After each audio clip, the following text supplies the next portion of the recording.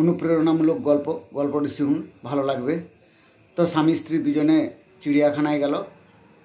ঢুকেই বাঁদরের যে খাঁচাটি ছিল সেই খাঁচার দিকে তাকাতেই দেখলো দুটি বাঁদর খুনসুটি করছে। সেই দেখে স্ত্রী বলল, দেখো কত সুন্দর এরা ভালোবাসার খুনসুটি করছে। স্বামী কিছু না বলে এগিয়ে গেল। তারপরেই সিংহের যে খাঁচাটি ছিল সেখানে গিয়ে দেখলো সিংহ এক সাইডে বসে আছে আর সিংহী আর এক সাইডে বসে আছে। তখন স্ত্রী বলল যে দেখো ভালোবাসার কি পরিণতি। তখন স্বামী আর চুপ না থেকে দুটি নুড়ি পাথর তুলে নিয়ে বলল স্ত্রীকে যে এই পাথরটি তুমি বাঁদরের দিকে মারো।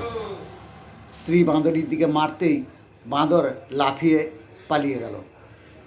আবার সিংহের খাঁচার সামনে এসে বলল সিংহীর দিকে মারো।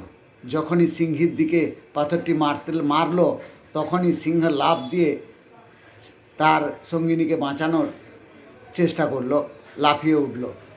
তখন স্বামী বলল যে দেখো ভালোবাসা, এই যে বাঁদরের ভালোবাসা, আমাদের সমাজে এই বাঁদরের ভালোবাসা চলছে আর মানুষ বাঁদরকেই বেশি ভালোবাসে। সিংহ সে তার সঙ্গিনীর বিপদে ঝাঁপিয়ে পড়ার জন্য তৈরি হয়ে গেল।